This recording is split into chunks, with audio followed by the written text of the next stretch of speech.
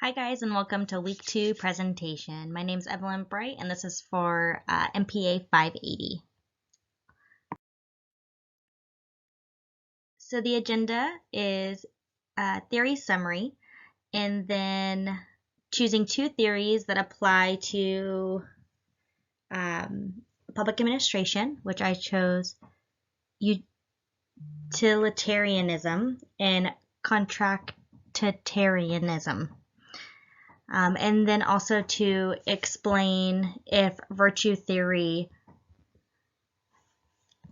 applies to public administration. So let's get started. So the theory summary is explaining the theories in my own words, and we'll get started with natural law.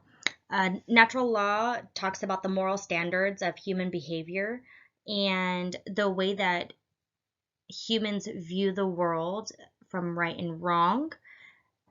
Next, we're going to talk about the categorical imperatives, which is to act in such a manner where we would like somebody else to act in that same manner towards all people.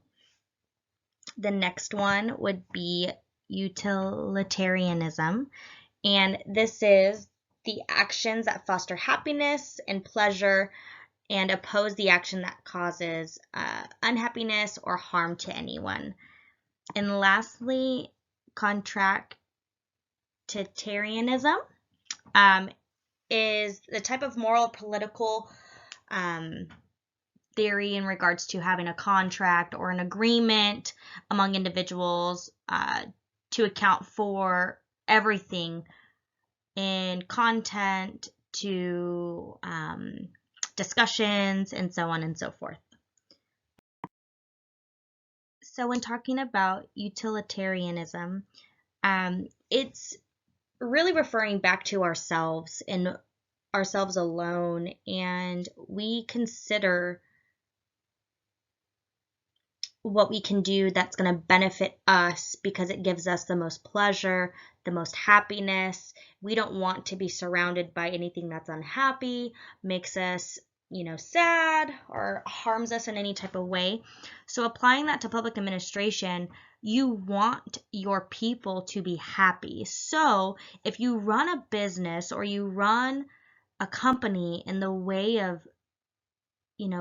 instilling happiness for your employees and showing them that it's kind of like an open door setting, their opinion matters, they get time off, they get vacation, they get all these different things that helps benefit them, then they're going to view coming to work as a positive thing and not in a negative light. I think public administration really is, in that regard, utilitarianism, only because you want what's best for your employees because that's what helps the business grow. And if your employees are happy, then the business is going to continue to boom and grow.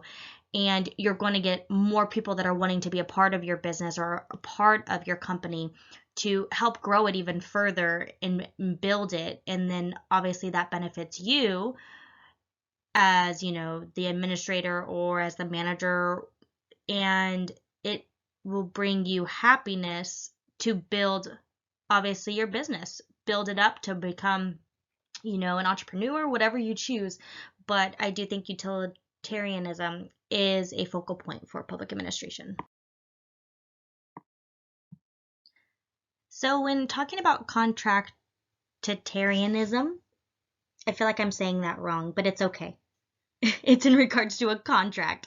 So when speaking about that in regards to public administration, it really talks about the fact that when you're building a company or having issues within your business, that's really beneficial to have a contract that kind of lays everything out, and it helps govern the interactions that you have with whoever. So obviously when you sign, to work somewhere, there's obviously, conditional, like for law enforcement, I have a conditional that I have to sign in regards to I'm accepting my position, and these are the list of duties that my position carries. This is the pay that I'm going to get. This is in regards to, what I have to go through training, and so on and so forth. Having that type of contract helps bridge the understanding between the employer and the employee. I think that's very beneficial for I think it's very beneficial for public administration only because it really just broadens, the agreements between people and makes it to where it's in clear print and fine print to where people can't go back and say, well, it said this or you said that. And yeah, it's just a document that you're able to maintain and hold on to. And last but not least, virtue theory. So this has to deal with the fact of, ethics, honesty, integrity, compassion, honor, etiquette.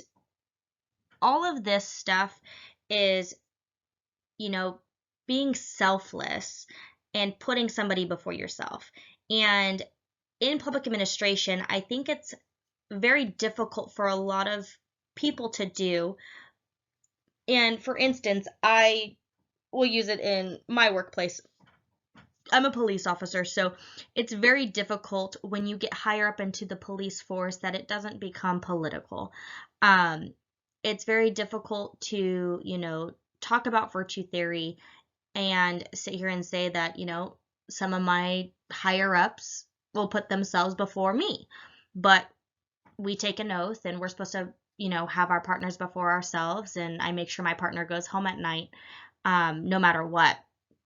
And, a type of, I guess you can say, example would be that of, putting my partner above my own, well-being, safety, anything like that, to make sure my partner goes home at night because I expect the same in return, because that's what we do for our job. And it really just talks about, the standards, the respect, the, having that integrity to where there's that trust and honesty and in fairness, and having that acceptance within that is, I think, public administration should really focus on that and, do their best to kind of adapt to the virtue theory as, a way of thinking, because we do it every day at work where we have to, think about respect, integrity, trust, honesty, because if you lie, you're going to lose your job. Like for my job, if you lie, then you're going to get what's called being on the Brady list, which means that you can't testify anymore in court. So there's no point of you being a cop. And so it's really, really fundamental for public administration. Well, thank you guys for listening to my presentation. My name's Evelyn Bright, and this is for MPA 580. Hope to see you guys next week.